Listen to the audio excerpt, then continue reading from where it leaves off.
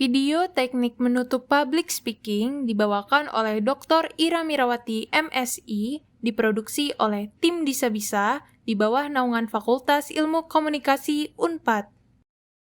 Hai, masih bersama dengan Ibu Ira. Di video sebelumnya kita pernah membahas tentang bagaimana sih membuka sebuah presentasi dan mengawali public speaking. Ada tekniknya ya kan? Nah ternyata menutup public speaking juga ada tekniknya yang kalau kita terapkan itu akan membuat orang-orang punya kesan yang sangat bagus terhadap public speaking kita. Apa aja sih tipsnya dan cara menutup presentasi? Mari kita saksikan video berikut ini. Bayangkan ketika kita sedang melakukan public speaking, kita sudah berada pada penghujung pidato. Kita sudah mulai tidak sabar untuk menyelesaikan penampilan, mulai mempercepat tempo penyampaian, terburu-buru, volume suara mulai berkurang, dan sudah mulai kehabisan nafas sehingga pesan terakhir dalam pidato kita kurang disampaikan dengan baik. Skenario tersebut harus kita hindari ya teman-teman, karena hal tersebut bukan merupakan cara menutup pidato yang baik. Perlu diketahui bahwa pidato memiliki struktur yang berputar seperti lingkaran, bukan hanya bergaris lurus. Maksudnya adalah, pidato dimulai dari bagian atas lingkaran dengan pendahuluan, berjalan di sekitar lingkaran, dan berakhir kembali ke atas lingkaran dengan kesimpulan atau dengan pemahaman topik yang lebih baik. Berikut beberapa cara strategis yang dapat dilakukan untuk menutup public speaking kita. Pertama, kita dapat memberikan isyarat berakhirnya pidato. Hal ini diperlukan karena salah satu fungsi dari penutup adalah mempersiapkan audiens di penghujung pidato.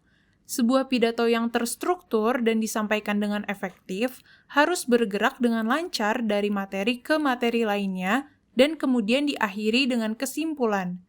Saat kita mulai memasuki bagian penutup, kita dapat memberikan beberapa isyarat seperti isyarat bahasa.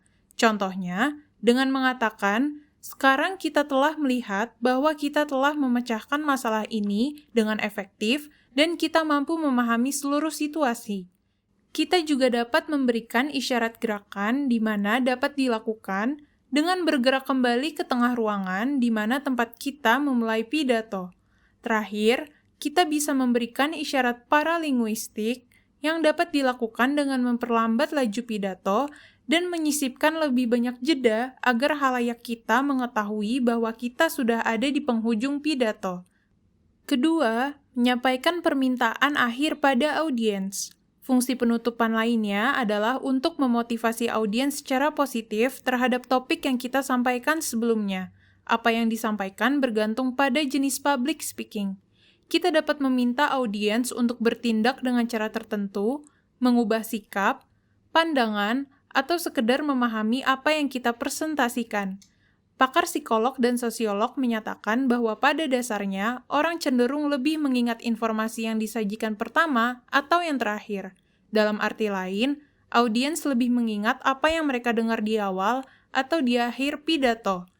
Selain itu, dalam menyampaikan informasi, harus ada suatu hal yang lebih unggul atau yang lebih baru. Hal tersebut dapat dijadikan strategi dalam penutupan kita. Ketiga, ringkas dan menutup. Sebuah kesimpulan adalah struktural dalam fungsi, sama seperti pendahuluan yang mencakup pernyataan tentang tujuan dan pratinjau dari ide-ide utama pidato. Kesimpulan harus mencakup pernyataan ulang dan tinjauan dari ide utama tersebut. Secara struktural, pernyataan ulang dan ulasan membawa pidato kembali ke puncak lingkaran dan mengingatkan audiens di mana kita memulai. Secara fungsional, penutup dapat membantu memberi isyarat kepada audiens bahwa akhir pidato akan segera tiba. Keempat, akhiri dengan suatu argumen, pernyataan, atau fakta. Dalam penutupan, kita juga boleh loh untuk menambahkan variasi atau adaptasi yang ada pada pendahuluan. Layaknya pendahuluan, salah satu cara yang efektif untuk menutup public speaking adalah dengan menyampaikan cerita. Kita dapat memanfaatkan teknik cerita dengan membaginya dengan dua bagian, di mana pada pendahuluan menyampaikan cerita tepat sebelum klimaks, atau akhir yang mana selanjutnya akan disampaikan pada penutup. Teknik ini memberikan koherensi pada keseluruhan pidato. Selain cerita, kita juga dapat menggunakan humor sebagai penutup yang baik. Namun, humor harus relevan dengan pidato dan harus digunakan dengan hati-hati agar dapat diterima dengan baik.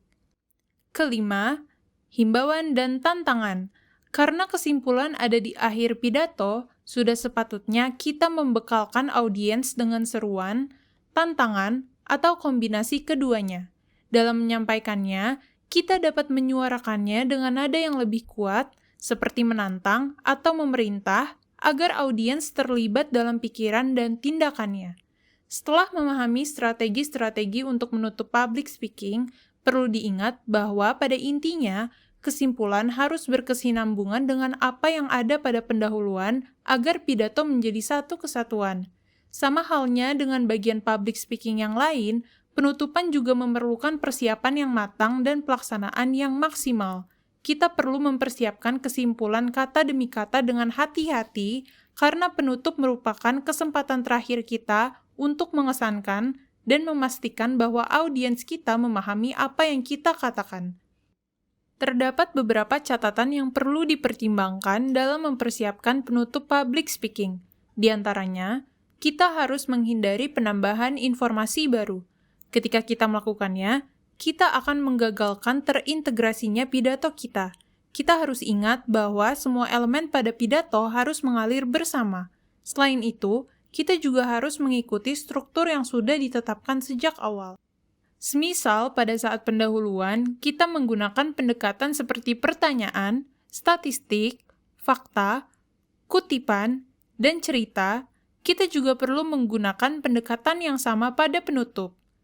Itu dia tadi caranya menutup presentasi. Kalau teman-teman amalkan cara menutup seperti itu, insya Allah nih, audiens kita atau pendengar kita itu akan merasa sangat terkesima di akhir video kita. Dan mereka akan punya kesan yang sangat baik terhadap kita. Jadi jangan takut, jangan ragu, diterapkan ya teman-teman semua. Oke, tapi kalau masih ada pertanyaan, silahkan boleh tanyakan di kolom komentar. Terima kasih, kita bertemu di video berikutnya. Pidato adalah kekuatan di mana pidato itu untuk membujuk dan mengubah, oleh Ralph Waldo Emerson.